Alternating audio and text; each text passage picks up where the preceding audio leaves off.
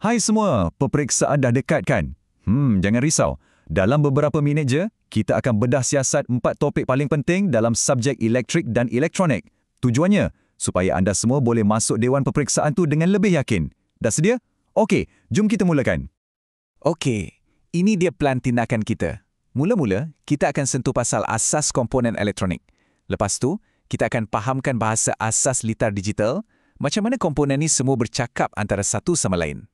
Seterusnya, kita akan kenal dengan otak sistem otomasi, iaitu PLC.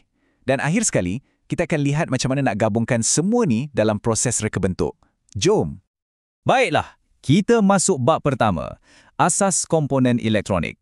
Fikir macam ni, sebelum kita boleh bina apa-apa litar yang canggih, kita kena kenal dulu batu bata yang membina semuanya. Dan semuanya bermula dari satu bahan yang sangat istimewa. Dan inilah dia, hero kita, separa pengalir atau semiconductor. Bayangkan dia ni macam pintu air. Dia tak macam konduktor yang ibarat paip sentiasa terbuka dan dia tak macam penebat yang macam dinding sentiasa tertutup. Keistimewaan dia, kita boleh kawal bila nak buka atau tutup pintu aliran elektrik ni. Dan itulah kuasa sebenar bahan ni. Okey, sekarang bahagian yang paling best. Kita boleh racuni sikit bahan separa pengalir ni. Proses ni kita panggil doping. Bila kita tambah satu jenis racun, kita dapat bahan jenis N. Yang ni ada banyak elektron bebas, macam bas yang ada penumpang lebih. Kalau kita tambah racun jenis lain pula, kita dapat jenis P yang ada kerusi kosong atau lohong. Macam bas yang tak cukup penumpang. Dua-dua jenis ni sangat-sangat penting. Jadi, apa jadi kalau kita gabungkan bahan jenis P dan N ni? Macam buat sandwich. Nah, inilah hasilnya. Kita dapat cipta komponen paling ajaib dalam elektronik, transistor. Anggap je transistor ni sebagai switch elektronik yang super kecil dan super laju. Dengan hanya satu isyarat elektrik yang kecil je, kita boleh kawal aliran elektrik yang jauh lebih besar. Inilah asas kepada semua chip komputer yang ada hari ini. Okey, masuk bahagian 2. Bahasa asas litar digital. Kita dah ada switch, iaitu transistor kan? Sekarang, soalannya, macam mana kita nak suruh switch-switch ni buat kerja yang lebih bijak? Macam mana kita nak buat litar yang boleh berfikir dan buat keputusan mudah? Macam ya atau tidak, satu atau kosong? Jom kita tengok macam mana. Kenalkan, ini gate tak dan atau NAND gate. Cuba bayangkan dia ni macam pengawal keselamatan yang agak degil sikit. Dia hanya akan kata tidak, maksudnya output jadi sifar, hanya jika kedua-dua input dia, A dan B, kata ya atau inputnya satu. Kalau tak, dalam semua keadaan lain, dia akan sentiasa kata ya. Nampak pelik kan? Tapi percayalah, ia sangat berguna. Dan ini pula kembarnya, gate T, NAND atau NOR gate. Kalau yang ni, bayangkan dia macam mak yang sangat tegas. Dia akan kata ya atau bagi output satu hanya jika kedua-dua anaknya, input A dan B, kata tidak atau input kosong. Kalau salah seorang atau kedua-duanya kata ya, jawapannya tetap tidak. Tegas kan? Okey, sekarang tengok jadual ni. Jadual kebenaran ni, dia macam kamus untuk gate logic kita.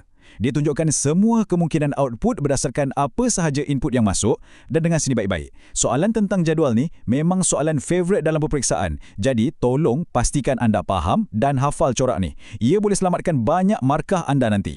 Okey, kita dah tengok komponen asas, kita dah tengok logik mudah. Sekarang, jom kita naik satu level lagi. Bayangkan sebuah kilang kereta yang besar, penuh dengan robot dan mesin. Pernah terfikir tak, apa yang jadi otak yang kawal semua tu?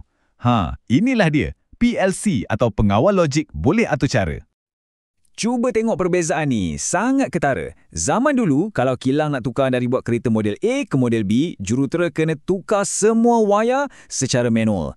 Boleh bayang tak wayar yang berselirat tu? Makan masa berhari-hari. Tapi sekarang, dengan PLC, mereka cuma perlu muat naik program baru dalam komputer. Satu klik je dan seluruh barisan pengeluaran tu dah berubah. Kan hebat tu?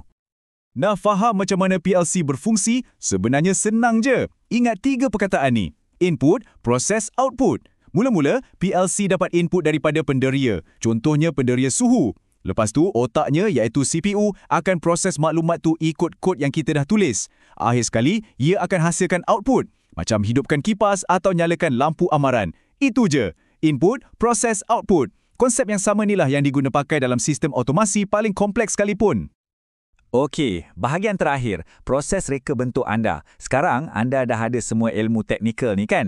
Tapi, macam mana nak mulakan projek? Macam mana nak ubah idea yang ada dalam kepala tu jadi sesuatu yang betul-betul berfungsi? Inilah masanya kita tengok peta jalan untuk hasilkan inovasi. Anggap je 7 langkah ni sebagai resepi kejayaan projek anda. Semuanya mula dengan satu masalah. Contohnya, bilik saya ni panaslah. Lepas tu kita analisis. Okey, kita perlukan kipas automatik. Kemudian reka bentuk cadangan. Kita boleh guna penderia suhu dengan motor. Lepas tu kita bina prototipe, kita uji. Kipas ni pusing laju sangat pula. Dan akhir sekali, penambahbaikan. Proses ni, kalau anda ikut, ia akan pastikan anda tak terlepas pandang apa-apa dan hasil kerja anda pun jadi lebih berkualiti. Jadi itulah dia, kita dah cover semuanya. Dari bahan separa pengalir yang paling kecil, sampailah ke proses reka bentuk untuk cipta sesuatu yang besar. Anda semua sekarang dah ada set alatan asas untuk jadi seorang pencipta. Jadi persoalannya sekarang bukanlah boleh ke tak, tapi apa yang anda akan cipta? Dunia sedang menanti inovasi anda. Saya doakan semoga berjaya dalam peperiksaan dan juga projek-projek anda nanti.